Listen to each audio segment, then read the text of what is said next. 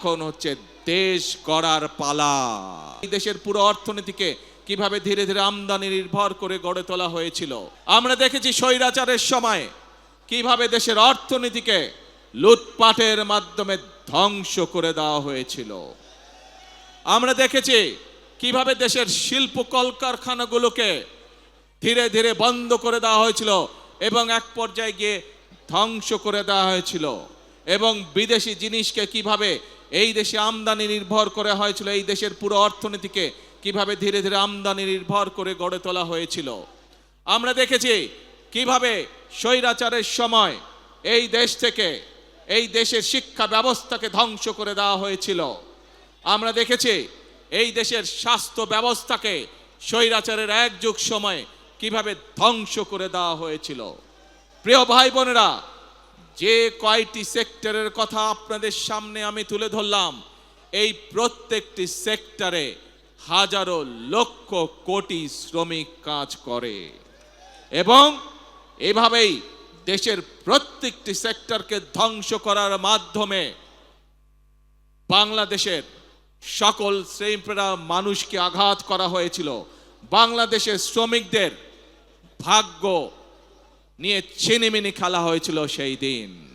প্রিয় ভাই বোনেরা, 2024 সালের 5ই আগস্ট মানুষ সেই স্বৈরাচারকে দেশ থেকে বিতাড়িত করেছে।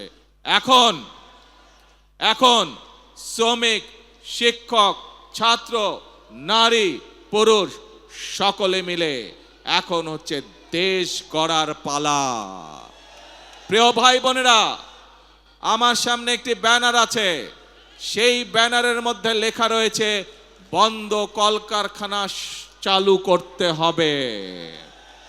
প্রিয় ভাই বোনেরা, বর্তমান সরকার বিএনপি সরকার, জনগণের ভোটে নির্বাচিত সরকার এবং সেই জন্যই সরকার গঠিত হওয়ার পরে সাথে সাথেই আমি সংশ্লিষ্ট ব্যক্তিবর্গকে সাথে নিয়ে বসেছি এবং নির্দেশনা দিয়েছি।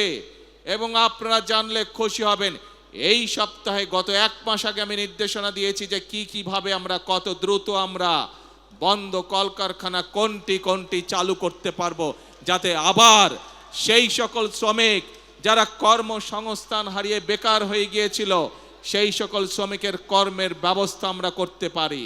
সেই মিটিংটি এই সপ্তাহে আবার নির্ধারিত হয়েছে। ইনশাআল্লাহ বাংলাদেশের অনেকগুলো কলকারখানা যেগুলো বন্ধ হয়ে গিয়েছে বিগত বছরগুলোতে, পর্যায়ক্রমিকভাবে আমরা সেই কলকারখানাগুলোকে আবার চালু করার উদ্যোগ গ্রহণ করেছি।